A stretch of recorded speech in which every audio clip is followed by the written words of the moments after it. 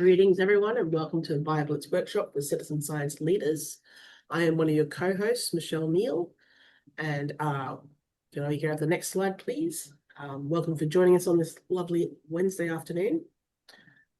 I'm also one of the founding members of Great Southern BioBlitz and Ferox Australis, and I'd like to do acknowledgement of country and start us all off. Ferox Australis acknowledges the Australian Aboriginal and Torres Strait Islander peoples of this nation. We pay our respects to ancestors and elders past, present, and emerging, and recognise their unique cultural and spiritual relationships to the land, waters, and sea, and their rich contribution to society and science. Thank you, Seamus. So maybe just for a second, we might introduce our presenters. You've heard from me. Seamus, would you like to say hello? Hi everyone, my name is Seamus Steldy. I also work for Ferox Australis. I'm the president at the moment, just a small group of us, mainly in Adelaide, but we're strewn across the rest of the country. I work as an ecologist in my other job for the state government. Yep, that's it for me. Thanks, Seamus. Jamie. Yes, hello everybody. My name is Jamie and I am the second Vice President of Ferox Australis. I'm based in Adelaide as well, and I'm currently an undergrad studying marine and wildlife conservation. And I also work as a barista. So less exciting, but I'm very happy to be here, and hopefully you guys can come to love iNaturalist just as much as I do. Thanks, Jamie. Seamus, did you want to introduce Ferox Australis to anyone who has not heard of us?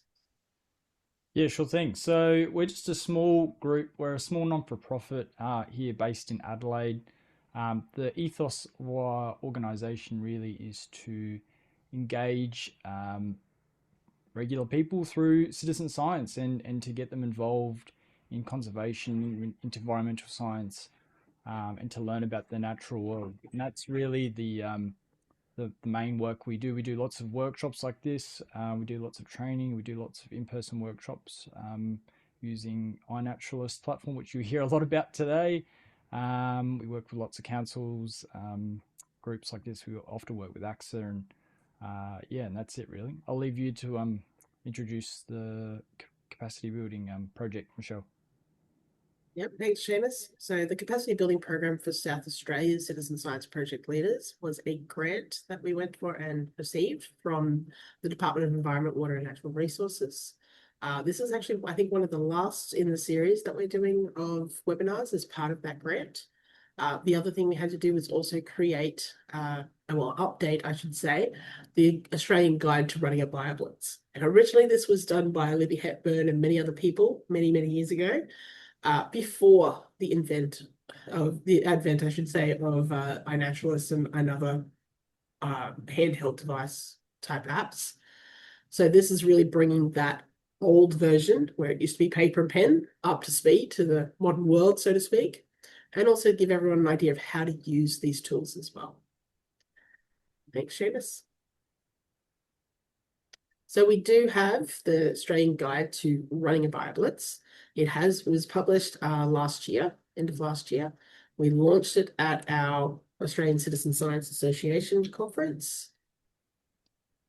And we'll just put the link to it in the chat. So feel free to jump in and open that one up. So just in case you don't have a QR code reader on your device as such. So that one was a labor of love for many of us, and a huge shout out to Pete Crowcroft, who actually did a lot of the behind the scenes stuff for that, as well as Seamus and many of other of us as well. I think there was about 12 or 14 of us in the end who pretty much contributed to that. So I know I wrote some stuff on doing citizen science with schools. We've got stuff in there about doing citizen science with scouts. So yes, a whole heap of different stuff for you to have a look at and get some ideas from. Thanks, Seamus. I was just going to add to that, Michelle, as well, that everything we covered today in the workshop really is talked about way more in depth in that guide. So if there's anything that you want to learn a little bit more about, I'd recommend just going through that as well. Thanks, Seamus. We also have a worksheet activities section here as well, so you can get a little bit more in depth knowledge about different ideas for that sort of stuff as well. So hang on a sec, let me just put that one in the chat. So by the end of today, we expect you'll have a whole heap of windows open with all different links, and there are different things to check out. So just be aware, this will happen. We will send all the participants as well an email follow-up at the end of this series, which sends them all the links that we've talked about in these webinars as well. When we upload this as well to YouTube, we will also have a link in the comments on there about what links we use too. Thanks, Seamus. So what is a BioBlitz and why run one is what we're going to be talking about today, plus the logistics of a BioBlitz. What do you have to think about? What do you have to plan for? What's a risk assessment? How do you do one? Community engagement. How do you get the public to come along? Also, how do you set it up and manage the BioBlitz in terms of electronically as well as people? We're going to try and give an iNaturalist demonstration as well. And also Seamus will be talking to us about data and reporting and how we can use that data for change. And at the end, we'll ask for some Q&A and feedback. And if anyone absolutely has questions, feel free to put them in the chat on the way through. We'll come back to them at the end of the session too. And now I think it's over to me. Yay! So, first of all, the main reason why we're all here. What is a BioBlitz and why should you run one? But first, in order to understand what a BioBlitz is, we need to understand what is citizen science. ACSA, the Australian Citizen Science Association, defines it as the public participation and collaboration in scientific research aiming to increase scientific knowledge. So that's getting people who may not be formally trained in the sciences, who may not have degrees, still being able to contribute in a really meaningful way. Next slide. So, some examples of Australian citizen science projects. We have the Port Adelaide Enfield Flora and Fauna Monitoring Project, which was something that my sister actually participated in when she lived in the area. So that sees residents of the PAE area going out for, I believe the commitment is only 2 hours a month, but of course more hours is welcome, going out to an area near where they live and recording what birds they see during that 2-hour window, or recording on the health of the flora as it is an active wetland area. Then there's Frog ID, which is a child of the Australian Museum. And that goes across all of Australia all year round. And it has a free mobile app that you can use as well. And the way that you use it is to use your phone's microphone to record frog song and then upload that with the time and location to the app. And that is a really important way to be able to track all sorts of amphibians across Australia, including cryptic and endangered species, which may be very difficult to find otherwise. So that's really cool.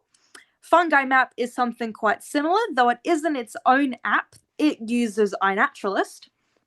But that is an initiative that is, again, Australia-wide, getting people to keep an eye out for fungi, mushrooms, lichens, and take photos of them with their phones or with their cameras and upload that to the iNaturalist platform. And that's a fantastic way to bring attention to fungi because, unfortunately, they're very neglected by a lot of people. A lot of people just don't know much about them. Then there's the Bush Blitz Nature Discovery Program, which is something that I really hope I get to go on one day. So that's a partnership between various different groups, as you see on the screen, and that sees experts going out to the field with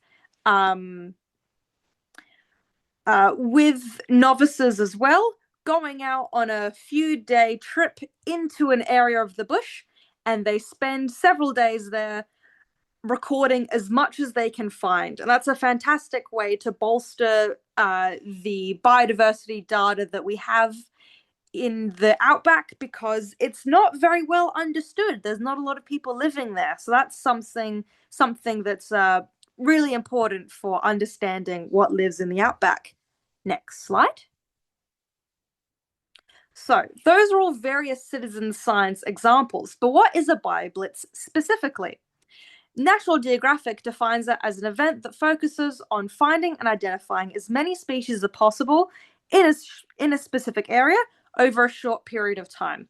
So what makes a BioBlitz unique to other areas of citizen science is the short period of time that they go under. Now, that could be a few hours, could be a few days, or even a whole month. But basically, it's acting as a census to record biodiversity data. And it could be like the Bush Blitz, where you go out and record everything that you can find, or it could be just a specific group of animals or group of plants or group of fungi if you want to make a more targeted survey of that species group. So they're festivals of science in nature, which is something that not a lot of people get the opportunity to participate in, which is great. And they're really enjoyable and meaningful to the community. They're highly collaborative events. We see people from all walks of life and from all different organizations coming together to make them happen. And they're where the public gets to actively participate directly with scientists in order to undertake research and record their findings. So, why should you run a BioBlitz? The reasons are many. So we've divided them into 4 basic categories, which are the scientific and environmental outcomes, the organization outcomes, community outcomes, and individual outcomes. So we'll start with the scientific and environmental outcomes. Now, these may be the most apparent outcomes, the most apparent benefits at first, which is the biodiversity and research data that is gathered there. So the primary scientific goal is to enhance biodiversity data for a specific location during a specific period. And with this data, you can contribute to species lists. So in a given area, finding out exactly what species you can find, supporting new research efforts, and very cool, you often find, or you sometimes find, the discovery of new species thanks to BioBlitz events. And it also goes to inform distribution data as well. So where exactly in an area, where across the country, etc., specific species may be found. And the data gathered can inform conservation practices and policies by allowing us to understand what species are found, if there are any rare species found, if this is different than what we may have expected. You inform the local planning efforts as well. So with council, for example, or with land, with like development of buildings and things, and the land management at various scales. So that could just be council, or that could be something maybe more countrywide. Then there's the organization outcomes. So very importantly, you get the increased visibility. So here we are, Ferox australis, being able to give our presentations and put our name out there. You get to increase your organization's profile, which in turn supports membership growth. You get many opportunities for networking, and you get to train on those skills as well if you don't have them already. And you get potential funding opportunities as well, which is fantastic. It's a very collaborative platform as well.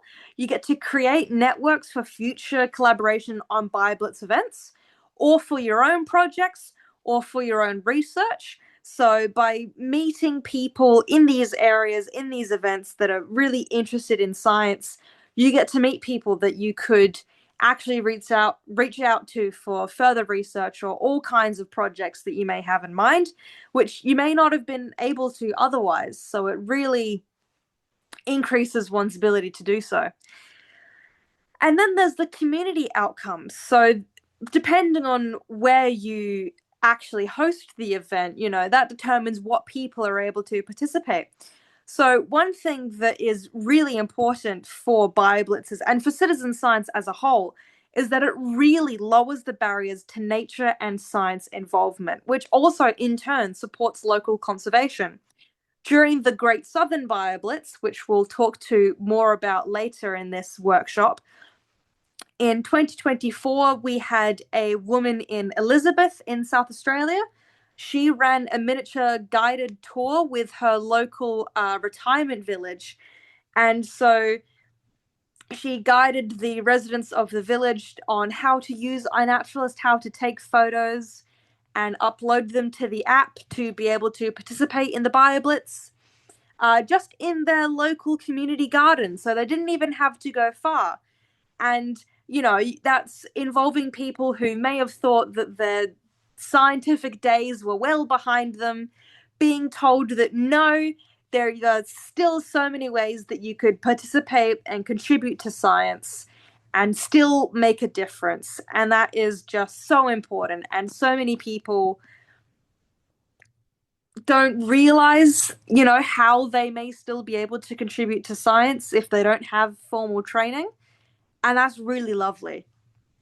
You also get the benefit of increased social cohesion by unifying diverse groups of people from all around the world, from all walks of life, from, different perspectives. You get to foster a stronger community and increase those connections, and especially centering those connections around conservation, giving people a unifying goal and a unifying cause, which is really special. Then there are the individual outcomes, which are plentiful, and I can personally attest to many of these. So you, of course, get the enjoyment and inspiration that comes from being in nature. I'm sure many of us here can relate to going out on a walk in the gardens or in your local bush and just being inspired from being out, being in the wild and seeing all the wildlife and all the trees and all the flowers that are around you. It's just so lovely. You get to gain your knowledge on your local wildlife, on your habitats and the local ecology. Sometimes if you live somewhere that is less popular or a bit more remote, it can be hard to find really local resources for what is in your area. So by participating in a BioBlitz, you're able to get really close and personal, get really local with what's around you, and that's quite special. It can be quite a unique opportunity. Then there's the skills in species identification and biological recording that you get to hone, which is just fantastic. Again, you're able to learn so many things without necessarily being in a formal academic setting, which is really cool. And that's, again, lowering the barriers to scientific involvement that I mentioned earlier. We see increased awareness and positive attitudes towards wildlife. This is feedback that we get again and again from the Great Southern BioBlitz, which is just fantastic, really getting that positive change around the world. And once you start, recording the biodiversity that's around you and seeing what's around you, you get the encouragement for ongoing participation and behavioral change. Once you know what's around you, you can actually understand what there is to protect and understand the depths of the wildlife that's around you, which is, really quite motivating. And there are even potential improvements in well-being. So there is more and more research that is coming out that is showing that there may be very tangible and physical, as well as mental, of course, improvements in one's health that can come from being out in nature, which is really cool. And then if you are a scientist or a naturalist who is participating in a BioBlitz, you get the enjoyment and satisfaction that comes from sharing your knowledge. This is something that I can definitely attest to. I love being able to, tell people all about the nature that's around us and all about the species that you can find and about iNaturalist, of course. You get opportunities to network, to hone your communication skills, and to contribute to species records. If you're interested or if you're studying a particular group of animals, for example, let's say it's a rare species of lizard, and the people around you, unfortunately, don't know about this lizard, and it can be really hard to get enough resources to be able to conduct research and get meaningful quantitative data on that little lizard. If you wanted to, you could host a BioBlitz and raise awareness in your local community. Or if this lizard lives, in a very big area, it could be even broader than just your local community. And by getting people, aware of this species and why they should care, and then going out and actually looking for that animal and recording that data for you, that is so valuable for your research. And then those people get the gratification and the joy and the purpose from contributing to that important research that may go on to protect that species, which is really cool. And of course, you get to engage with eager and enthusiastic learners, which is always rewarding for any scientist. Next slide. So we have some case studies here to talk to you about how BioBlitzes have done real tangible good around the world. So in Penang Hill, which is a Malaysian rainforest site, there was a 2017 BioBlitz, which involved over 100 experts and over 50 students, as well as relevant stakeholders from government and corporate industries. That's, again, getting the collaboration between different groups and different organizations. They went out to Penang Hill and they conducted a BioBlitz, a really thorough census of that area. And they managed to record so much wildlife, so much biodiversity, that site actually got nominated as a UNESCO Man and Biosphere Reserve, which, without the energy and the fun of being in a BioBlitz, it may have been really difficult to get all those people together in just one spot to conduct that BioBlitz. So that is fantastic. And that's just one example.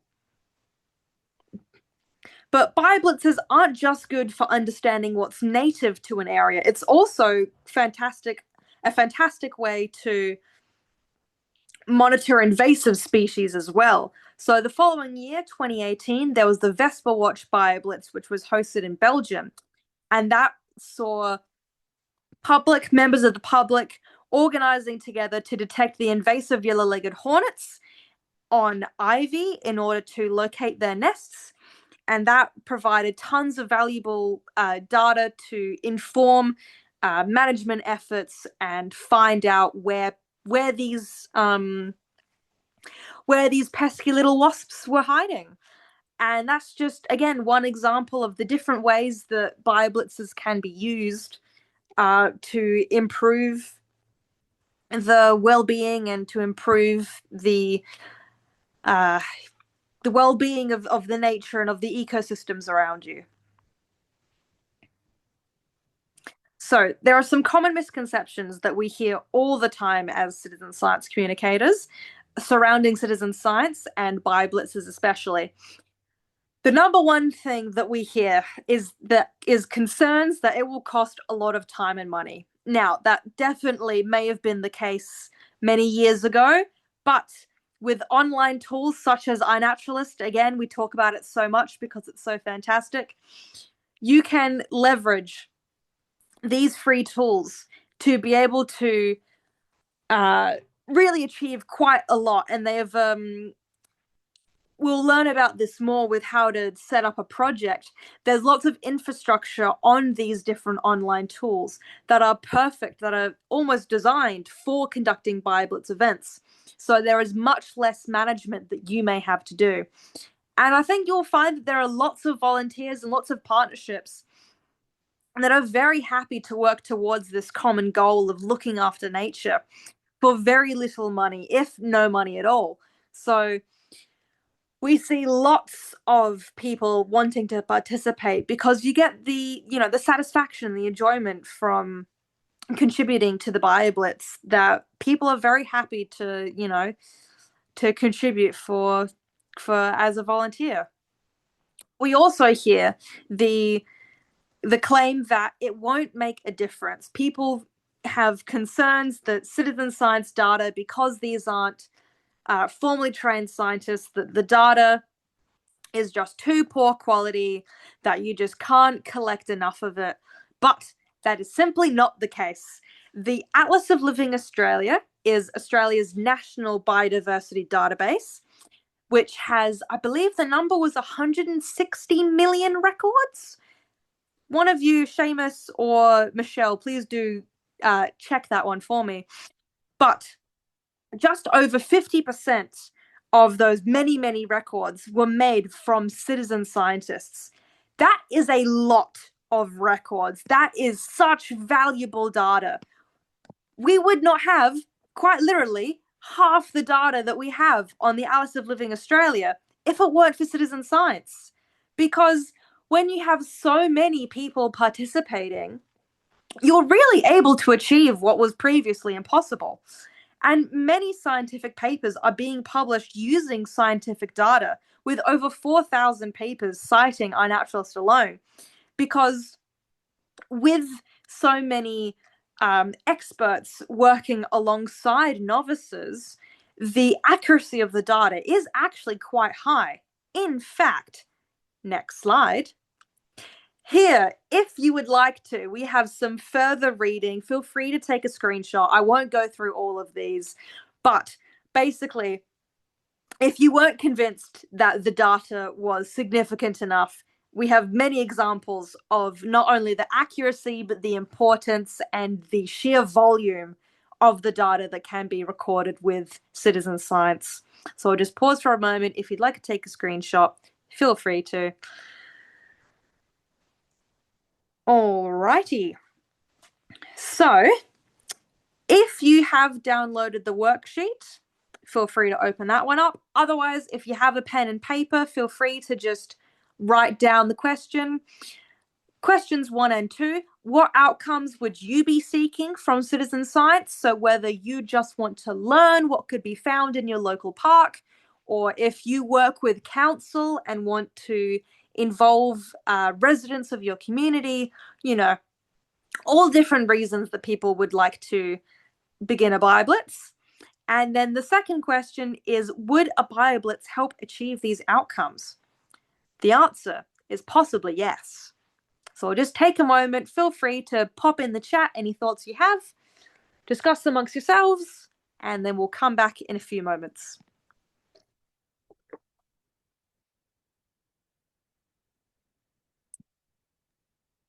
And also, if you have any questions, please pop them in the chat too.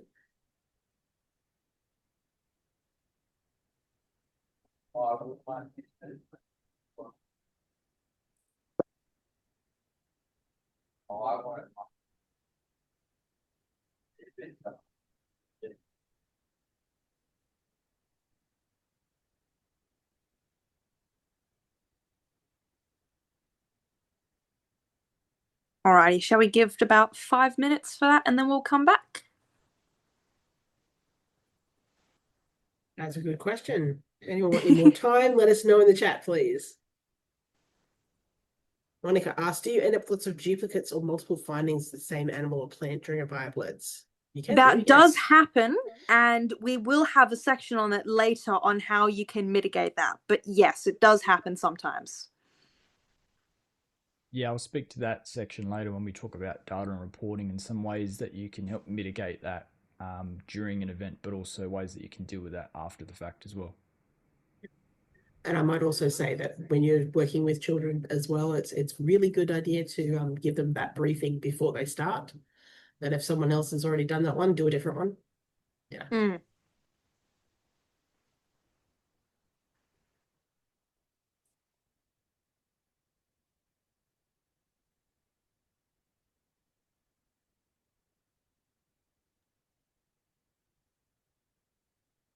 I reckon we might give it another minute, Jamie, and then go to the next section. I will pop that in again. Lindy, I'll pop it in.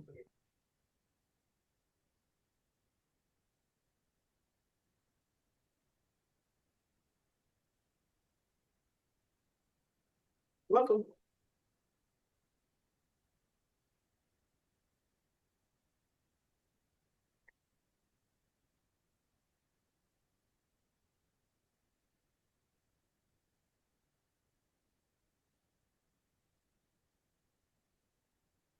Welcome to all those who've just joined us.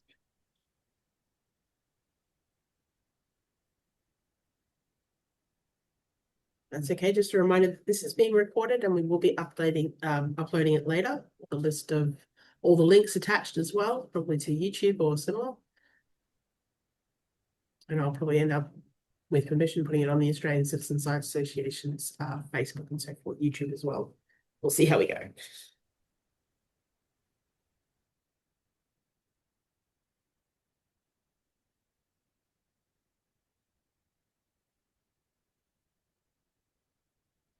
Yep, and Randy's just pointed out that some people don't worry about duplicate records as the ALA has an algorithm that can help alleviate that issue. But yeah, we still try and keep folks to submitting just single observations. Thanks, Randy. I am going to give a shout out to while we're waiting. Randy and Lindy are from Great BioBlitz, which I think we have a little slide about later, don't we, Seamus? Do you talk vaguely? It's in the BioBlitz It's in the guide. BioBlitz guide, yeah. But I just wanted to point out that they've also got a Tech in the Field event coming up next month. I think there's still some tickets, but I do recommend.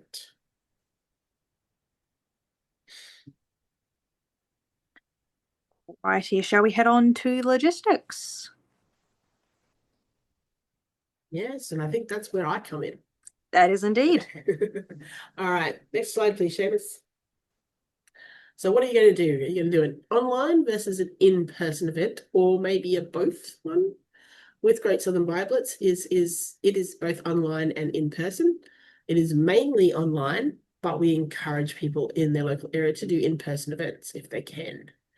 It does depend on your local area's permits and such, and also risk assessments and any costs involved, but that's up to the individual in that area.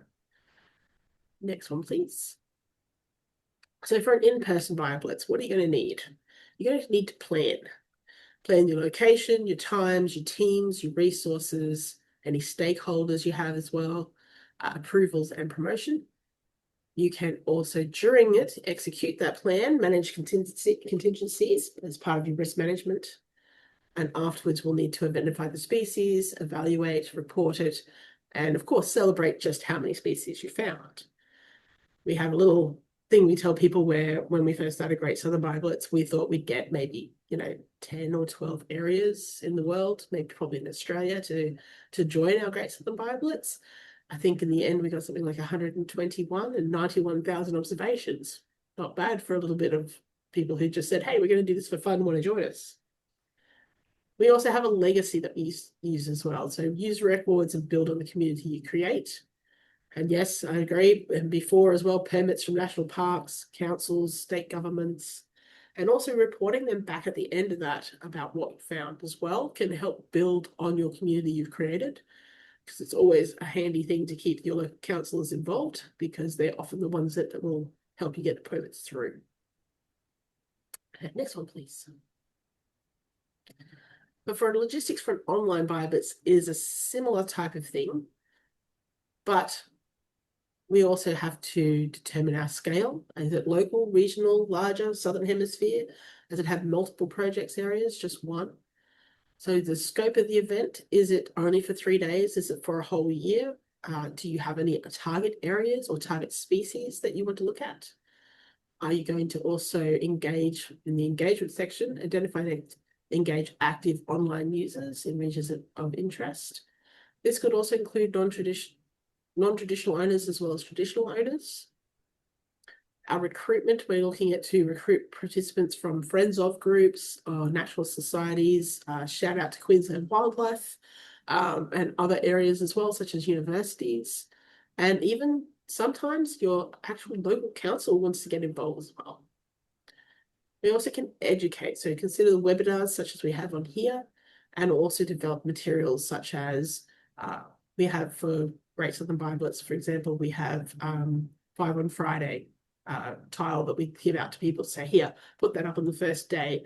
If people only do 5 on a Friday and there's 100,000 people participating worldwide, that's 500,000 observations. So a little goes a long way. We can also advertise. You can promote the event through social media and other relevant channels. Print media is not considered quite dead yet, so do consider talking to your local newspaper. Also consider alternatives, such as, depending on where you want your people to come from, what age group are you looking at, go to the social media that is considered correct for that, so for that age group. So if you're looking at 16 to 24, you're probably on Instagram or Snapchat, for example. Also consider which languages you're talking in. Do you have traditional owners in the area? Can they help you translate things into their language? Are there also people in that area who maybe speak Spanish or French or Indonesian languages? There's a lot to look at if you're doing an online BioBlitz. Just depends on how big it's going to be. Next slide, please. So the considerations for choosing a platform, there are lots of platforms out there. iNaturalist is just one of them. It depends on which biodiversity you're looking at, depends on which taxon. One of the ones that's on here, TurtleSat, for example, only does native freshwater turtle species in Australia. Does not do marine environment stuff. That's different again. So are you going to do data entry in terms of electronic versus paper? Depending on where you are, you might consider whether or not you actually have the ability to take a photo in that area and upload it. Sometimes you have to wait for a satellite to go overhead before you can actually upload anything. But sometimes, maybe the people at the local don't have a smartphone. Maybe that's just not what they have. Does your privacy need to be open or private? So I know that there's a function in iNaturalist called obscured. So when you're taking a photo in your own backyard, you can add it to iNaturalist and then say, hey, just obscure this for me so people don't see where I live. Some people with higher clearance can see it, but those people in and around you can't see where you are. It's usually like I think it's a 10 by 10 kilometer or 20 by 20 kilometer grid. Where also possible, we also need to consider the wider applications of our data. So we do encourage public platforms. There are a number of government and non-government run platforms where you'll add data to it and the data disappears and you never see it again. You don't know how it's being used, you don't know who else is using it, or etc. So where possible, we encourage the use of public platforms, open access platforms. We do like iNaturalist because it does have that obscure function. So yeah, it is possible to keep your actual location private, particularly if you've found something that say an orchid or something like that, is endangered, but for some reason iNaturalist doesn't have quite on its radar yet that should be obscured. You can do it yourself. Okay, next one, please.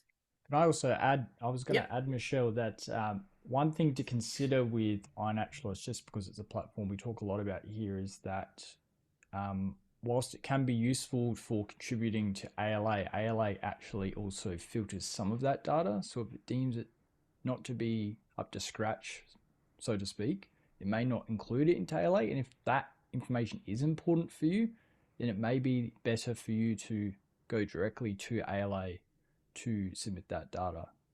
Just depending on your use case, of course, but something to keep in mind. Yep. Or you can change your zone or node, I should say, in iNaturalist to worldwide, and that will also pull it up to GBIF as well, I believe.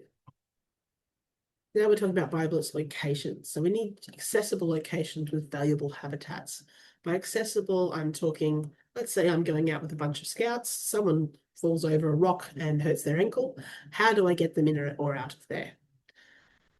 We need valuable habitat, sure. We don't need the same place that everyone's gone over again and again and again. Maybe you do occasionally, but sometimes you want somewhere new to people as well. Or somewhere you're perhaps trying to save. Popular sites include parks, reserves, and urban areas, but don't discount the ones off the beaten track as long as people know where you are and you've got emergency service notified as well, so they can come and find you if needed. You may also need this for overnight needs. Perhaps it's really off the beaten track, but or you're going frogging at night or something similar. So make sure you have those permissions in your planning stage. I think Lindy put in before the National Parks Council, state governments, etc. If you're in person, ensure your safety gear is up to scratch. Make sure you have a space for a base camp, and do make sure you have mobile coverage. It's nothing worse than going to a place going, yep, this is great. No one's ever been here before, only to realize you can't upload anything or you can't call for help. So do make sure there's mobile coverage and it's accessible. Anything to add for that one, Seamus? No, I think I did that one. So your timing. Timing affects our survey results and our participant engagements. And yes, sometimes permits also take a long time to secure as well. So everything is about timing. Avoid clashes with local national events. Avoid anything to do with summer, to be honest. It's either too hot or you have risk assessment issues with snakes, or late spring is great. Early summer you'll get away with. Early autumn is great too. Even in the middle of winter, you can still find some things out. But again, depends where you are in Australia. So figure out what's the best time for you. We tend to avoid things like Easter or Anzac Day or any of those major holidays as well. It's also a bit difficult to get people to do stuff in their own backyard when they're away for school holidays. So focus on schools and families. So Friday evenings, Friday mornings, Saturdays, even Sundays. Try and run across as multiple days across time zones, and on those times that are best for your target species. So make sure that if you're looking at just for birds, you're only running it in the southern hemisphere at the time the birds are actually in the southern hemisphere, etc. Allow extra time for data upload and species identification, because sometimes people are in the middle of nowhere and maybe they have to wait till they get to their 300 kilometers down the road to their local library where they actually have internet access and they can upload things there. Sometimes it just takes a little bit extra time. So we need to also have our activities timed, our BioBlitz type and location. So which one on that worksheet we've also given you, which BioBlitz type do you think would be best suitable for you? Online, in person, or hybrid? And which location might you think be suitable at this stage? And when do you think you'd be running your BioBlitz? It's a bit hard to run a moth night when it's not nighttime.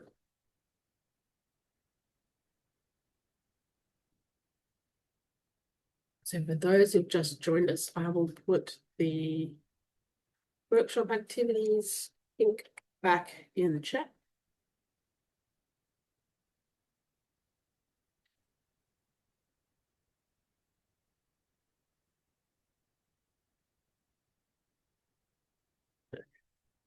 Now you've got some ideas.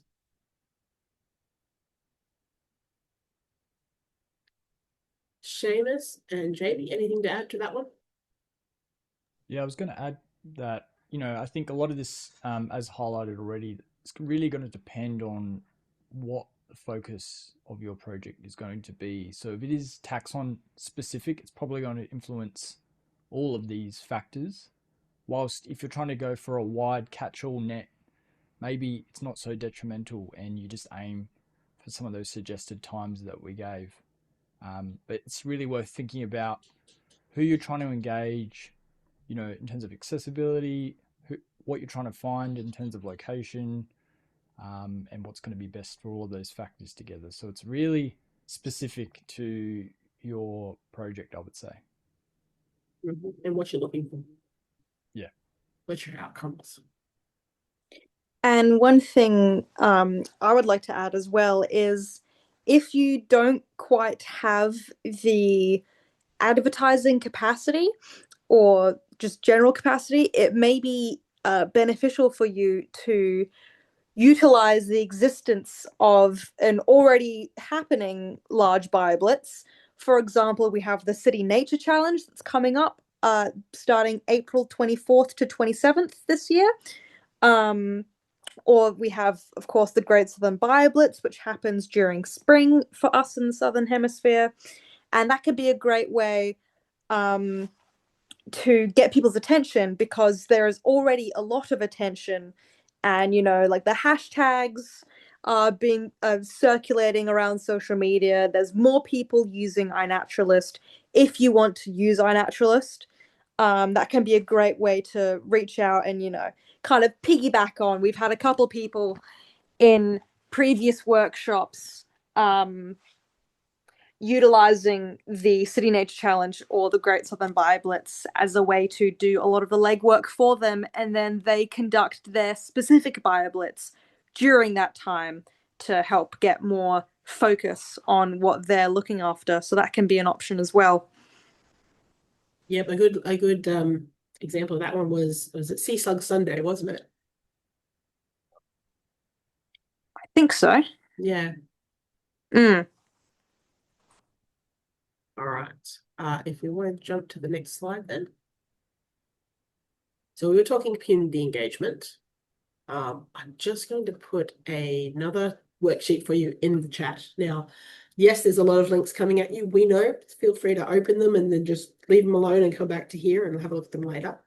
But our 10 Principles of Citizen Science worksheet is basically helping you organize your thoughts about how you're going to do any sort of citizen science, including a BioBlitz. One of the things we say is you must have a clear target of what you're asking for. Help us do X so we can do Y.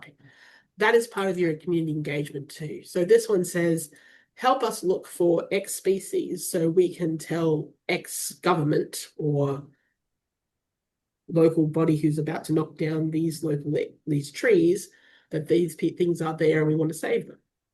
So if we can split to the next slide. So with promotion, it's generally nowadays social media. We do still have print media and also TV media as well. But there's a lot of different things you can do as well as social media for e-newsletters, partner workshops, information flyers at your local area. And local free newspapers are generally also read by locals. Yes, thanks, Lindy. Absolutely. Interviews and roadside banners, if you have any availability to do that. I know in my section, those are at my area here, those roadside banners are banned. So double check your local requirements or for your local council. Interviews are a wonderful thing. ABC is always happy to do interviews with anyone who does anything about citizen science. You can also send stuff off to people like, make your banner with a blank spot for dates. Absolutely. Reuse, recycle. That's right. So make sure that you're talking to all the people you think you can, and then see who else knows someone else. It's not what you know, it's who you know and who you can just reach out to.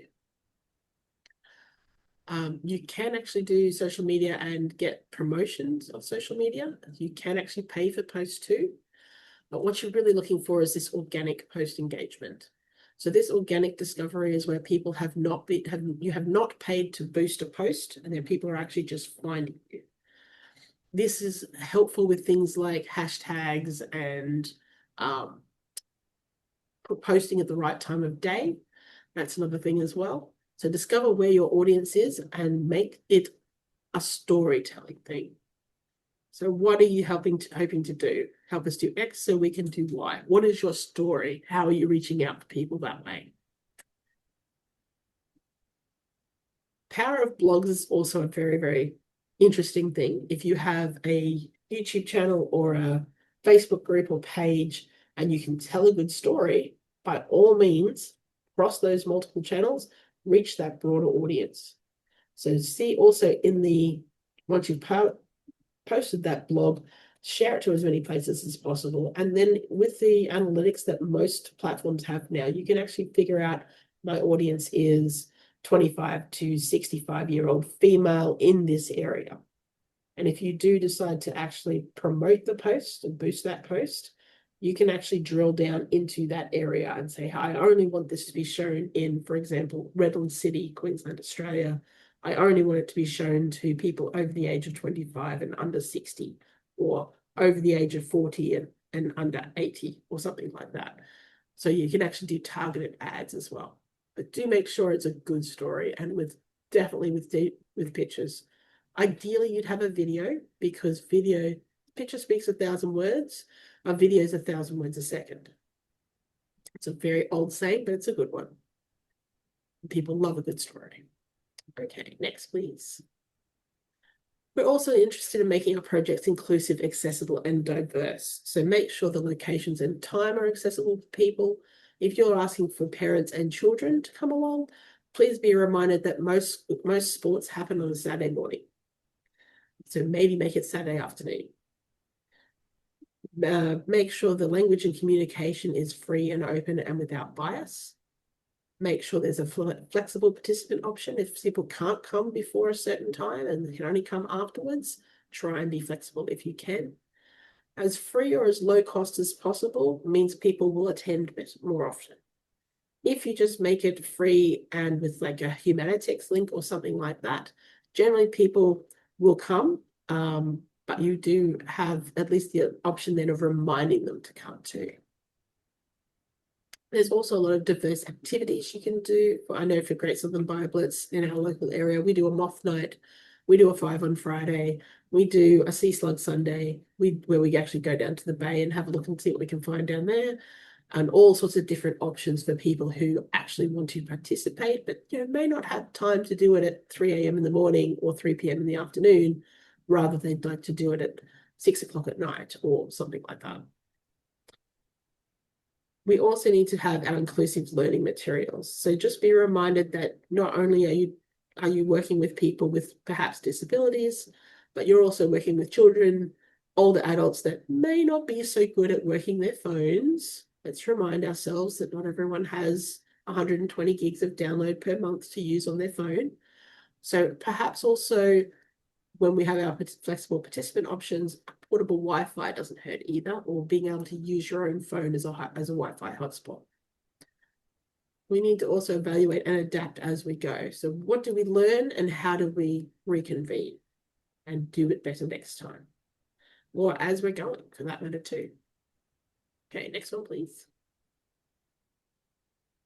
Alrighty, so we'll hop on to I'll start screen sharing soon to begin a demonstration on how you would set up a BioBlitz project on iNaturalist. But I also just wanted to add to that last point of making BioBlitzes accessible. We focus a lot, and it's not just us, like everyone everywhere. Lots of people, there's the focus on going out to the bush, going out exploring, taking 10 million photos and uploading them all. But, there are tons of people who would love to do that, but just can't for one reason or another.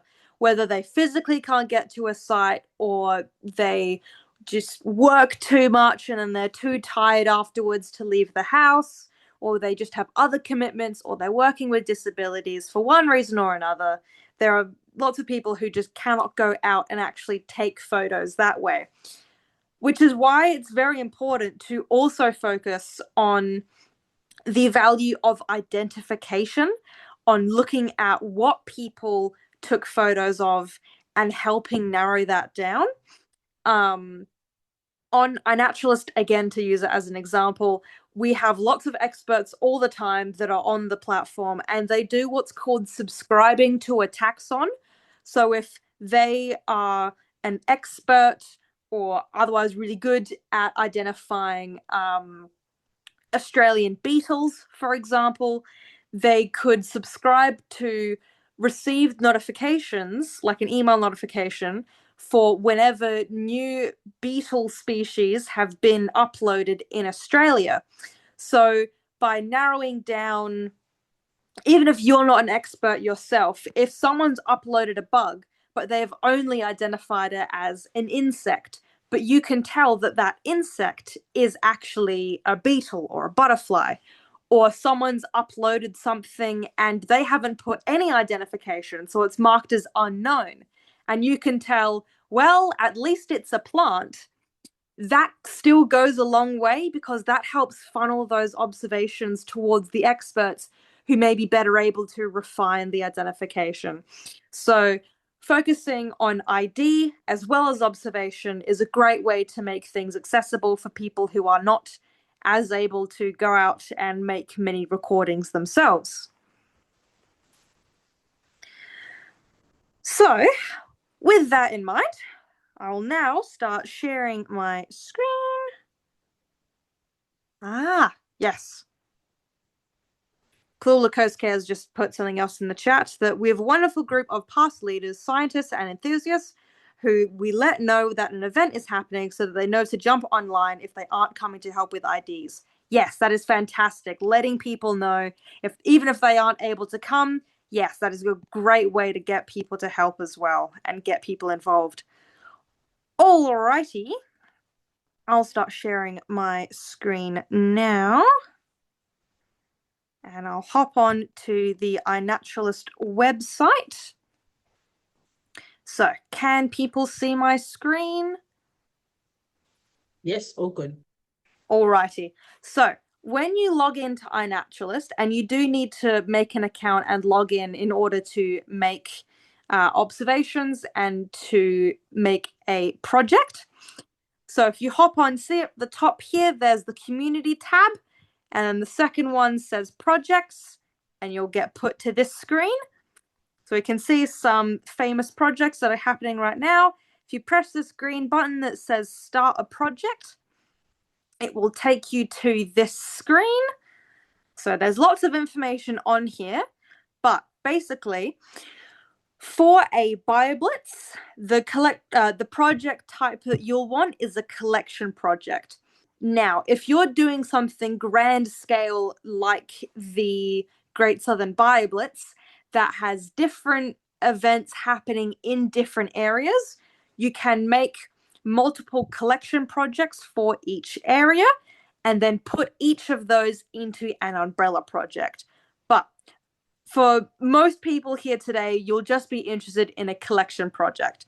So if you just press the Get Started button here, it'll be presented with this screen. Now, most of the options are fairly self-explanatory. So just here, you'll want a project name. Let's say Backyard BioBlitz 2026, for example. Then you can choose to have a project icon. So that's like a profile picture to represent the event. You can also have a banner as well, which will be similar to like a Facebook banner that'll just show up at the top of the event page. Then you'll want a project summary. So this is to allow people to understand what's happening. So for example, a BioBlitz project for my backyard in the autumn of 2026. As an example, you can pick a color if you'd like to make it prettier. Let's say we'll make it a light blue. So project type, we have here, it's ticked as collection. Now, observation requirements. If you are interested in, let's say, just observing birds, you can type in birds and select Class AV's birds. Otherwise, if you're just interested in collecting everywhere, just leave that taxa box blank and it'll record everything. If you're looking at a specific area, so whether that's a council area, a country, or a state within a country, you'll have to type in the place. So if it is South Australia, that is a recognized state. But if you're wanting a specific park or a council area, it may not be listed as a place on iNaturalist. And if that is the case, you can make it, what's the file type, Seamus? I've forgotten the name of the file type. It's a KML. So iNaturalist has a function where you can add your own place on the platform. And in order to do that, you need a KML or a KMZ file type. I've found the easiest way to get that is to create one using Google My Maps. And you can create one by simply drawing a polygon around the area you're interested in and exporting that as the KML. And then you just upload it from there. Yeah, so it's nice and simple, but there are lots of places that have already been noted down. Users, we recommend leaving that open.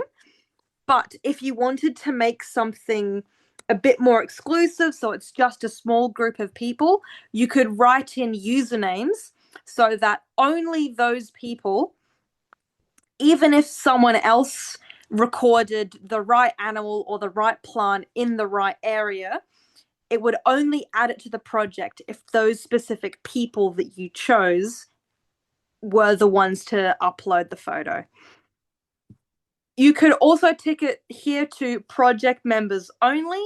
Again, we recommend leaving it open because not everyone will join the project, or they might forget to do so. So this just makes it easier if it's open to anyone who happens to, meet the right requirements.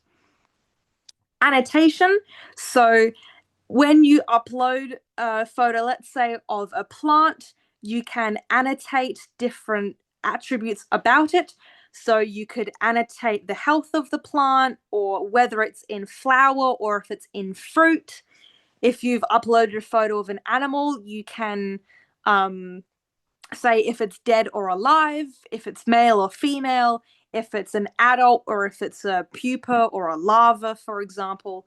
So if you, for a bit of a morbid example, if you were looking at specifically roadkill or victims of being hunted by cats or by foxes, you could annotate it to be, for example, dead. Data quality. So when you're uploading to iNaturalist, it starts off as needs ID. So that means that you need more people to come to an agreement on what this specific thing is. Once 2/3 of people have agreed that it's the same thing, then it gets bumped up to research grade. Casual is automatically checked off. So a casual observation is something that was either captive or like something that's a pet, for example, or something that wasn't wild, was planted in a garden if it was a plant, or if it actually doesn't have a photo, or if it doesn't have any location data. So if it doesn't have enough information, it gets marked as casual. Media type, so you can actually also upload sound to iNaturalist. If you are only interested in frog song, for example, you could check it to only have sound, but we recommend leaving these as the default. Establishment means, so this is where you can select if you're just looking at native taxa, native plants or animals or fungi, or if you're looking at specifically introduced. So again, that depends on what the specific purpose for your BioBlitz is. If it's not for any particular reason relating to that, just leave it as any. And date observed. So BioBlitzes are typically time-sensitive events. So if you're just doing it for 1 day or 1 month, you could set it to just exact. So let's say we just want to record stuff happening this Saturday. So now that'll only record, that'll only add observations that were taken during that day that meet the other requirements for the project. You could start, you could have a specific range. So let's say last Thursday, a couple of days ago, to this Thursday, for example, or you could select months. So if you're only interested in stuff that was uploaded during February, but all Februaries across time and in future, you could select just that as well. So that's good for like seasonal changes, if you're coming back year to year, things like that. Members, so trust this is an important one. As we mentioned earlier, iNaturalist has a function where you can mark an observation as obscured so that people cannot see where the specific location of a sensitive observation has been taken. If you would like, if you see yourself dealing with that data, you could check this box so that members can choose to allow the admins of that project to access the exact coordinates of those hidden, of those obscured observations. So again, that's only really applicable if you are seeing yourself working with particularly sensitive data. And finally, you can choose what admins are in the project. So that's iNaturalist users who are able to edit any and all of the details. It could be just yourself, or if you don't want to be the sole decider, if you don't want, the sole responsibility of the project, you can add as many users as you would like. And then when you're done, you can hit done. I won't do that now because we won't need this project today. But if I go to my projects, I'll show you. I think I have to go here. I'll show you some previous projects that we have undertaken from these BioBlitz events. So let's have a look at this one, shall we? So I believe this was our first BioBlitz event as part of this workshop grants. That was October of 2025. Or was it 2024 was our first one? I don't know. Either way, so when you have a project, you're greeted with this page here. As you can see, we didn't select a banner. The color is purple. You can read more here to see who created it. So Seamus created it, and then Nicole and myself are the admins. We were recording all taxa, so all groups of organisms, specifically at the Coromandel Community Centre. Any users are allowed to join, any quality grade, media type any, so sounds and photos, specifically during that date. And we were looking at native and invasive organisms. And this is pretty interesting. You can see stats here. We had only 7 observers, and with only 7 people, during just half an hour or so that this BioBlitz was, we had 127 observations, many of which still need ID. This is a common occurrence with iNaturalist. We're getting more and more observers, but not enough identifiers. So that's why it's really important to focus on identification as well as observation. But we've got some statistics here. We have over 60 species, most of which were plants. If I just head back to the overview, if I press this search button here, this takes us to a map of the observation. So if I press map there, so you can see I can zoom in and out. We're at the Coromandel Community Centre. For a bit of perspective, there's Adelaide. So we're just south of Adelaide. And the different colors of the pinpoints represent different groups of organisms. So I know green is plant. I think red is arthropods, so like insects and bugs. I think blue might have been birds. I can't remember. Oh, we have a map legend here. There we go. But yeah, you can explore where people saw things. So we had a couple things by the building, mostly around this area. You can see them in a grid. You can see what species you observed. The E, you can see here on this eastern banjo frog, E stands for endemic, so something that's only found in that region. And you can see the pink IN. We have a lot of introduced species here. But this is a fantastic way already. iNaturalist does a lot of the heavy lifting for you to correlate what you found in a really easy to understand way. And you can look at the observers as well.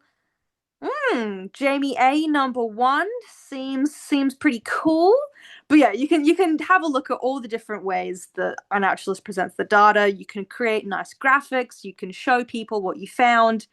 And it's a really great way to get pretty instant feedback on what you found. So that's just some of the things you can do with iNaturalist projects.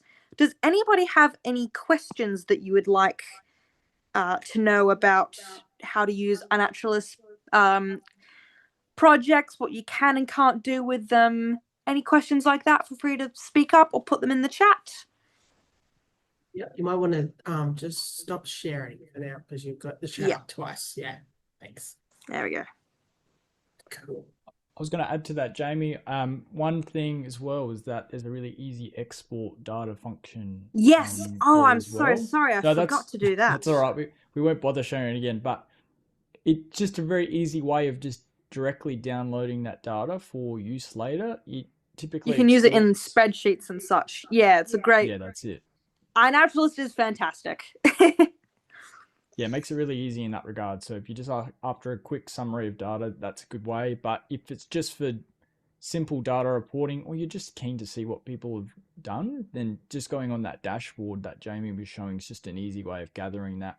Often when we're doing the big BioBlitz events, we'll just summarize a high level information. So things like major taxonomic groups that were observed, number of observations, number of participants, maybe some rare species that were observed, or maybe species that were observed for the first time, anything like that, just to help summarize that biodiversity data and participation data from an event.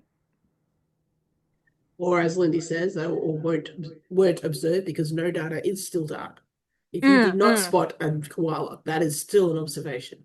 And especially as well, if you're hosting a BioBlitz, year upon year, you can see those changes as well. So you can see what's, what may have changed between BioBlitzes,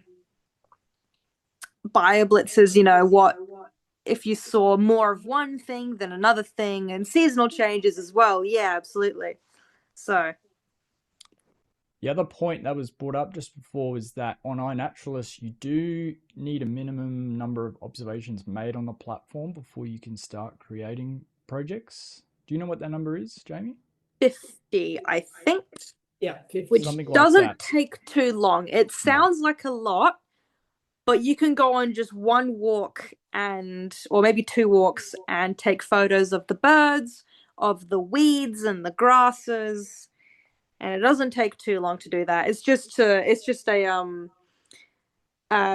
check and balance to make sure that there aren't people spamming projects when they're not really going to use them.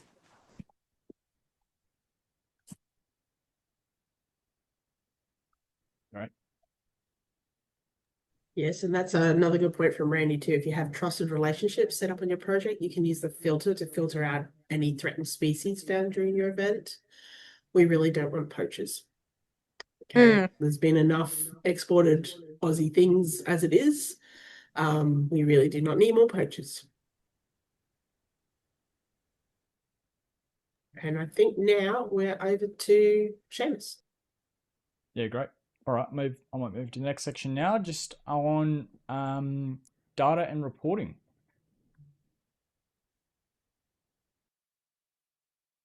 So often when running a BioBlitz, you'll run into many sort of common data related issues.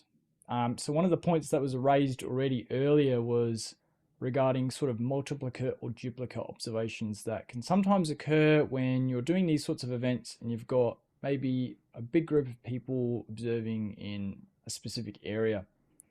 And so one of the ways that we like to tackle this when doing these sorts of events is to help spread participants along an area, and to maybe, if you've got a big group, is to help split them up with different team leaders, for example. So maybe one will go in one direction, one will go in another.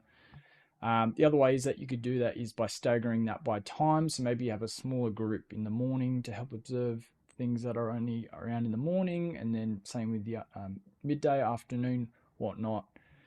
Of course, as mentioned, if you're downloading that data through ALA, it often will, by default, exclude duplicate observations by looking at the spatial overlap of an observation. But of course, these are also things that you can filter out. If you're a bit of a data guru, there are lots of great programs out there that you can use to filter those based on your lat and long coordinates, looking at things like spatial bias and that sort of thing. The other one that we often run into are sort of biased observations. And so what I mean by that is often we'll generate a bunch of data that relate to only specific taxonomic groups. It's by no surprise that birds are probably the most favorite group among them all. And that's just because they're charismatic, right? And often those are the things that people can easily find. So one way that we like to tackle that is providing some more information about maybe some of those different groups. So a point Jamie made earlier today was fungi. they're not a well-studied group and often overlooked. And it's not, I think, necessarily because people aren't interested when they're doing these events, but sometimes they're hard to find, and you need a bit of knowledge to go out and find whether you might be able to find these things, or at the time of year you might be able to find these things. So it's about providing some of that information. It goes a long way to provide maybe an identification guide for an area. Maybe you've got a species list that's already been made for an area, so people have that information ready and know what they're looking for. Maybe that's involving some local experts that have got some specialist knowledge in a certain area. I know that we work with one group, Rosalie and Robert Lawrence here in Adelaide, part of the Wild Orchid Watch project, and they've got some amazing knowledge when it comes to native orchids. And when you go on a walk with someone like that and they know what they're looking for, it really opens your own eyes looking out for these sorts of minority groups, if you like. So it's a really great way of generating more data, but just increasing that awareness and therefore tackling these sorts of biases you may encounter in your data. Again, you can filter that often using data cleaning techniques after the fact, but it's always better if you can kind of generate a more diverse data set from the beginning. Another technique we've used in the past have included offering incentives maybe to collect a wider diverse range of observations. So that may be that, like for example, we ran one project in a national park area where the group who observed the most number of the species was able to win a identification book for Adelaide, and that was really successful, and we got a lot of participation there. And so a lot of people had fun too, because they were out trying to get as many observations as they can, and then come back and go through that all. So it can just be another technique for generating diverse data sets. Another sort of issue that you may encounter when running a BioBlitz event are relating to data quality. As we mentioned, there are a lot of misconceptions about citizen science derived data. And so there are lots of ways to tackle this. Another reason why we love iNaturalist is that it really helps to standardize that data collection, specifically if you're setting up a project with certain criteria that Jamie was kind of going over. So making sure whatever form of data, whatever platform, whatever form maybe you're using for data collection sort of helps to standardize that. So that is, what fields of data do I need, and what's an actual requirement and what's a nice to have maybe. And so making sure that the observations that you're generating only meet those certain criteria.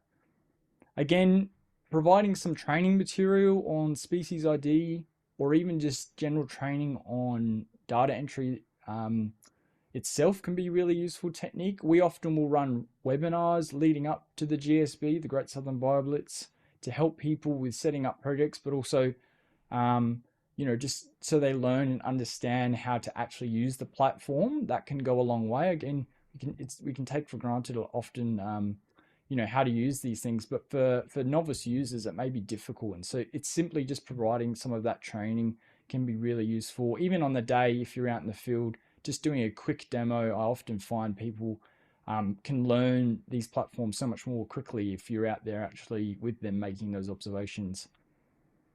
Another issue sometimes you might encounter, I think I mentioned before, was some of those sort of biases, like sometimes relating to that space and time. So if you can extend your event often across multiple days or seasons, that can be really beneficial. Again, this is really coming down to the sort of data that you want to generate. But if it's about collecting as much biodiversity data in a specific area, it may be best to stagger those over as many periods of time and locations as you can. And so it may involve you creating events that are specific to those criteria. So maybe you do a night hike or something like that, where you're looking at nocturnal life. Maybe you're doing an early morning walk for birds. Maybe you're going out during the day and looking for lizards. It just depends what you're trying to do. it's always just best to cover as many of those factors as possible, but of course always comes down to what your objectives and priorities are. So next, let's imagine we've gathered an incredible amount of data during a BioBlitz. I think the next step is sort of where a lot of the magic happens with this. And so collecting data during a BioBlitz is sort of just the beginning, right? And so I think the true power lies in analyzing and interpreting this to inform a whole bunch of different use cases. And so we've sort of broken these down into some main areas, but this may not cover everything, keeping in mind. So one major application, of course, of this data is to help inform conservation efforts. So that may be to help identify species requiring protection and prioritize resource allocation in an area. So maybe it's that you live in your local council area and you're concerned about local wildlife because there's housing development going on. Maybe it's doing an event to collect that data and then presenting that in a report or format that the council or local government agency can use to then make informed decisions. There's so many applications for biodiversity data, and I'll go through some more specifically in a second, but it really is sort of limitless with the sort of data you produce and is still akin to scientific data being collected by scientists. So it's still a very valuable resource and may act very complementary to any other data you collect as well.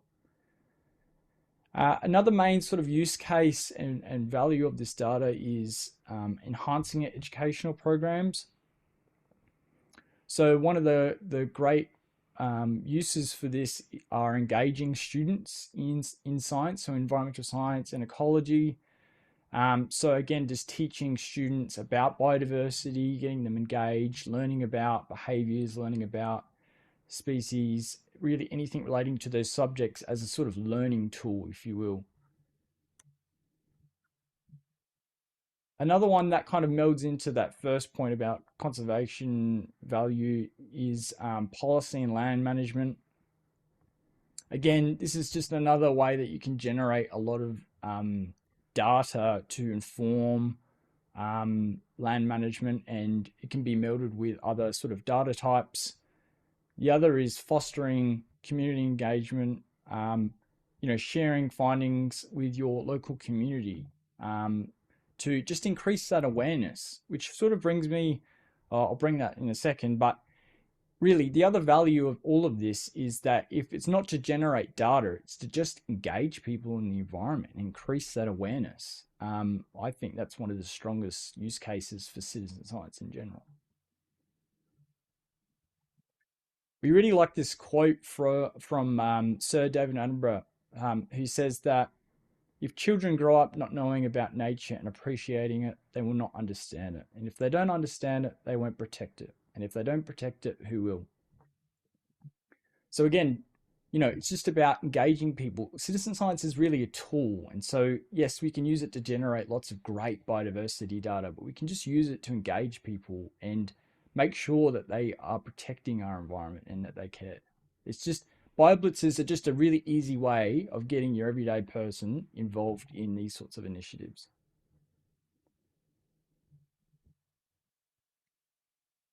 So going to some more specific examples of how you can use your data. This may involve looking at trend analyses. So looking at population changes over time.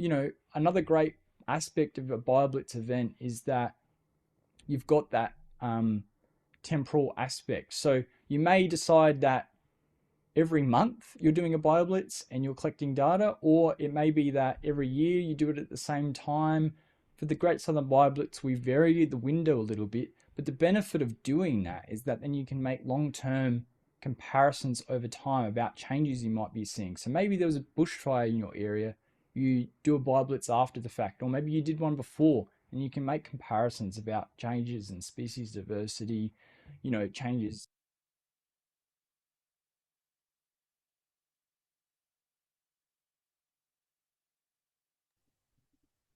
Sorry, just realized we've lost your audio. But just check sorry. that. There. Must have touched my microphone. Can you hear me now? Yes, all good. Sorry, it was just that first sentence we missed. Sure, no, that's all right. So the other one was another use case for this, and sometimes I use for my own work, is habitat assessment or species distribution modeling. So just looking at presence records of species and then being able to do some modeling work around where species are likely to be found currently or in the future under changing climates, for example, or other anthropogenic factors that may be affecting their distribution. You can do other mapping. So here's some examples here from ALA using data that's been generated. Again, the use cases are sort of like limitless here, but point is that it's a very versatile data source that is just as valuable as some scientific data that's collected.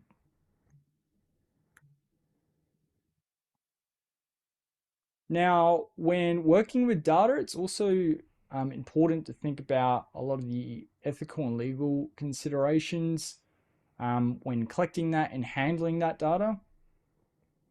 And so this can sort of be simplified when you're using a platform like iNaturalist, but if you're not, you need to be often careful about complying with privacy laws. So in Australia, we have the Privacy Act 1988.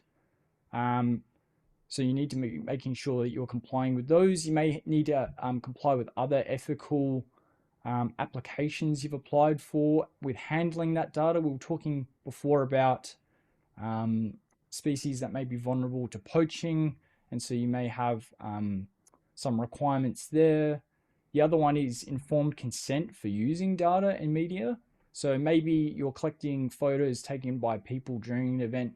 You need to make sure that you've got permission for that and that you're able to then also use that later for some of the aforementioned purposes. I think by default on iNaturalist, everyone's observations are open under the Creative Commons licensing. I think it's CC BY-NC, which Correct. essentially means that, thanks Jamie, essentially means that anyone can use that data as long as you give attribution to that original observer and you don't use it for commercial purposes. We obviously recommend to try and keep and encourage participants to keep ownership open, because without that, your data may be limited, or the data you generated may be limited in terms of how it's used later on, and so may not be as useful. So we always just encourage open data licensing where possible, but also as people who may be generating that data, just keeping in mind that you may have some restrictions there too. As mentioned as well, there may be some legal compliance there when you're collecting that data. If you're working in national parks, for example, you more than likely need permission. If you're not sure, definitely just contact whoever the local authority is for that area you're working in. You know, you may need to speak with your council, you may need to speak with your government agency, whoever it is, just making sure that you're doing everything correctly. Even if it's just taking observations, you still may need permission to even be in that area. So always make sure you're doing your due diligence. One of the final aspects here too is just health and safety. So when you're doing an in-person BioBlitz, it's really important to undertake risk assessments, making sure that you're looking at things like weather conditions, the sort of abilities of participants, you know, making sure you've got what's the name? I'm thinking of the third-party insurance, I think, for doing these events. You know, making sure you're covered if possible, and if not, maybe working with a group that does have insurance cover if you're doing an in-person event. If not, producing materials around health and safety. You know, during the Great Southern BioBlitz, when we were doing this online, we were giving a lot of guidelines around being careful in, you know, during COVID, and around being near people, but also just being mindful of where you're going and making sure you're keeping in contact with people. You've got redundancy plans like Michelle was mentioning. The other thing is that you can often provide briefings during these events. So talking about any site-specific risks maybe. So that may be, you know, if it's during summer, there's maybe a bushfire risk. just being aware often of animals, making sure that people are respecting pathways, not going off the beaten track and getting themselves in trouble or potentially harming the environments that they're in. There's some really great resources on the Australian government business website relating to a lot of this, some templates on there. So if you want to sort of base this on something, I definitely recommend checking out their website for some more information. And so the last sort of activity that we've got for all of you relate to the Australian Citizen Science Association's 10 Principles of Citizen Science. We can leave a few minutes now if people want. If not, next is the Q&A, but this will be a really great way for you to sort of help flesh out more about planning a potential BioBlitz event there. I think Michelle might have some other comments on this too. Over to you, Michelle. Okay, thanks, Seamus. So for those of you who have not seen the 10 principles as they exist on the website, just put a link in the chat. Now, the questions 6 to 15 on the worksheet involves these 10 principles. I also put on there earlier a worksheet as well about the 10 principles, if anyone wants to have a look at that one too. Basically, the 10 principles are: make sure you have a reason for doing this, make sure you have all your ducks in a row, make sure your risk assessments are completed, make sure you know what you're asking people, and also make sure you give the people who are helping you out, with these citizen scientists that are helping you out, attribution. So make sure you thank them, make sure you're kind and treat them with respect. I just wanted to know, does anyone else have any questions about the 10 principles? We are thinking of adding an 11th, but I'm still wondering if that's going to happen. We'll see. And that was about the use of privacy issues in Australia. I was going to add, Michelle, as well, just adding to your point just before about, sharing that with participants. I think in the past, a lot of projects would often pop up purely just to generate the data that they needed for a project and then sort of ghost all of their participants. And so one thing that we like to encourage is that a legacy effect is that, yeah, maybe your event's over, but there's so much more that you can do throughout the year to engage and involve people still in that process. So maybe if you're using that data you've generated to build a report, maybe you're writing a scientific paper or anything like that, giving acknowledgement and even preferably involving those participants in that process as well is really, really good to do.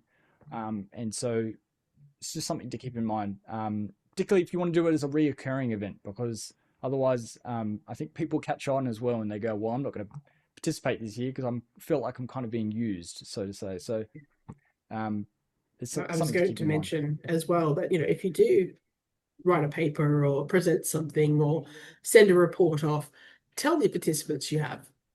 Tell them this is what the outcome is. They'll be a lot more likely to help you next time if they know they contributed to something.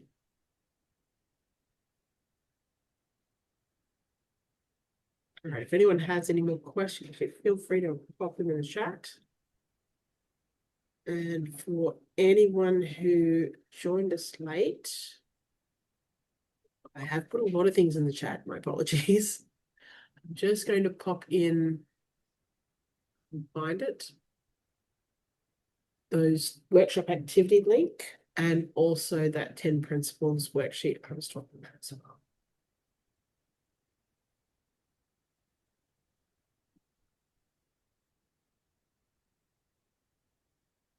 There we go. I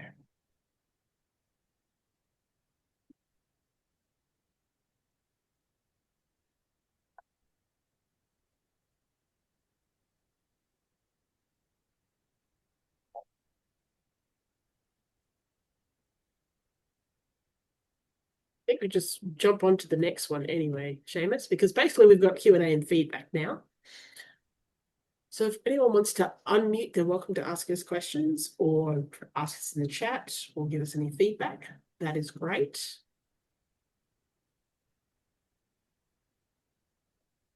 And also I'll note that if you decide or if you're struggling to think of any questions now, but then you get something that you want to talk to us about later, absolutely feel free to reach out to us on any of our social medias, or if you signed up via Humanitix, you'll have our email as well.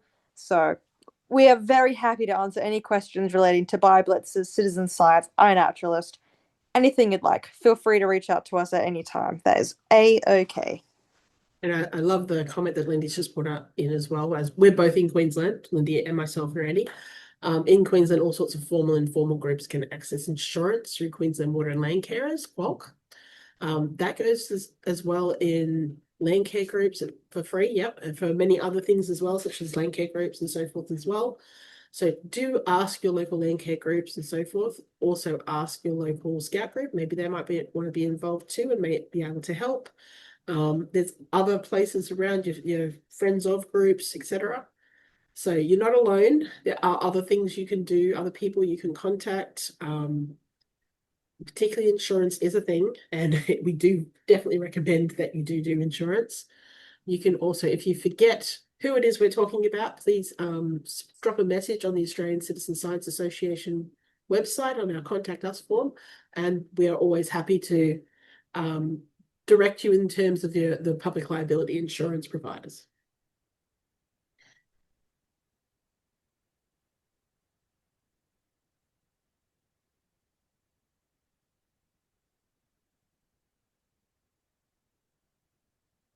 And we would love it if you guys could all fill in our survey, please.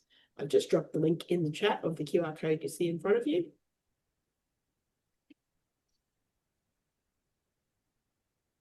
But if you have any questions, please feel free to ask. We know it was almost a 2-hour conversation, so yeah, thank you for bearing with us.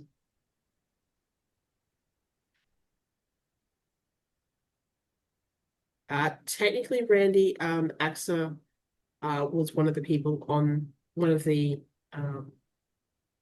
sponsors for this event, yes, as such. But it is actually a Ferox australis event.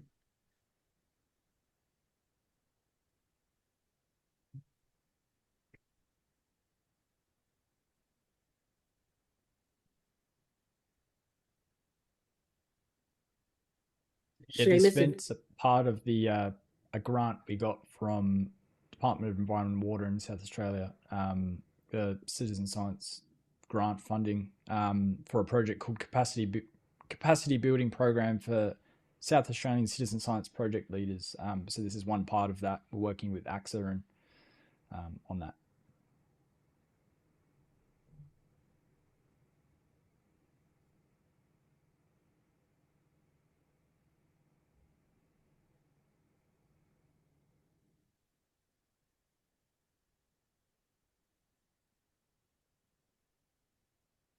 Okay, Seamus, if you want to stop the sharing of screen.